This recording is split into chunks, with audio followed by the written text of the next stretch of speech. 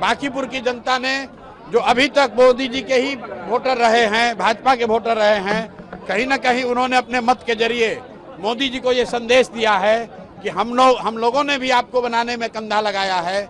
अगर गुजरात से 25 एमपी जीत कर गए हैं तो बिहार से भी 30 से ज़्यादा एमपी एनडीए के जीत कर गए हैं। अगर आप गुजरात की चिंता करते हैं तो ये समय आ गया है कि बिहार के लोगों की भी चिंता कीजिए।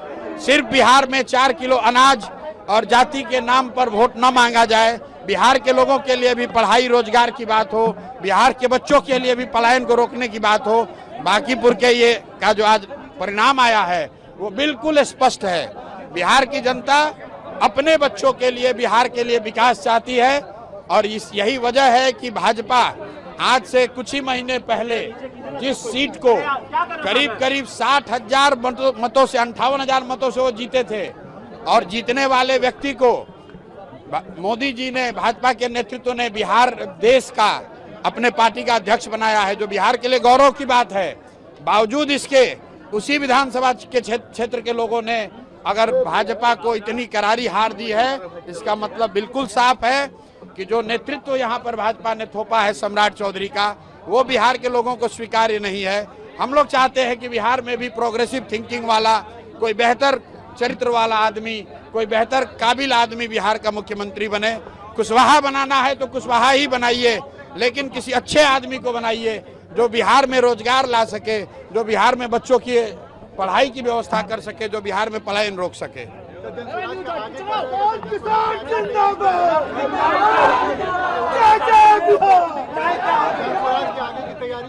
प्राथमिकता ये है कि अगले 3 महीनों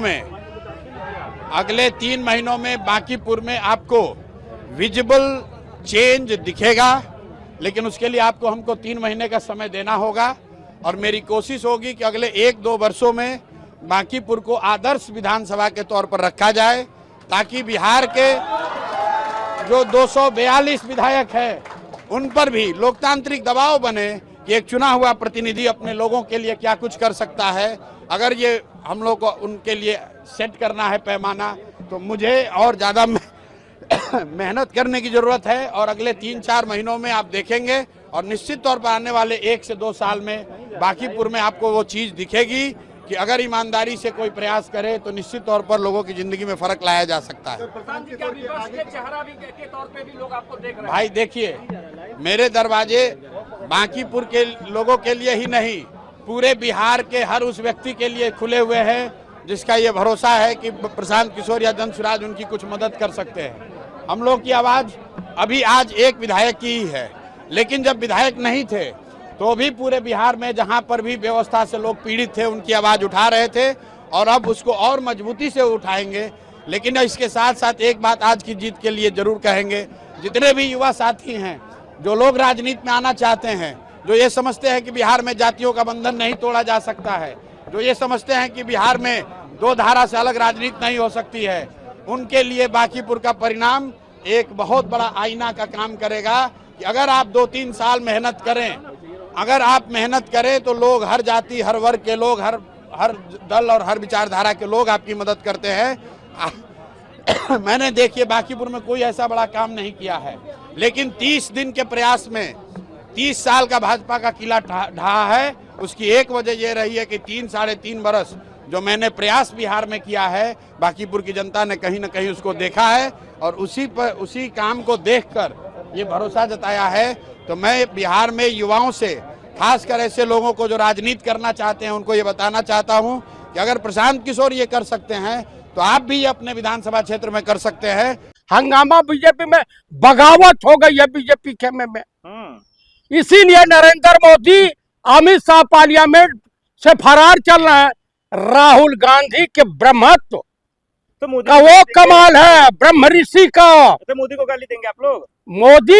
मोदी 50 करोड़ की गर्लफ्रेंड, फिजिशियन बछड़ा, जर्सी गाय, आपका बेटा बेटी है, ये कहेंगे उस छिनरे को कौन कहे? वो छिनरा है देश का।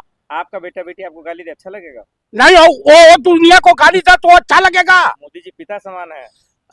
वो गाली देंगे, उनसे उम्र दराज है श्रीमती सोनिया गांधी, जैसे कांग्रेस की विधवा कहा था रेणुका चौधरी, उनके बराबर है।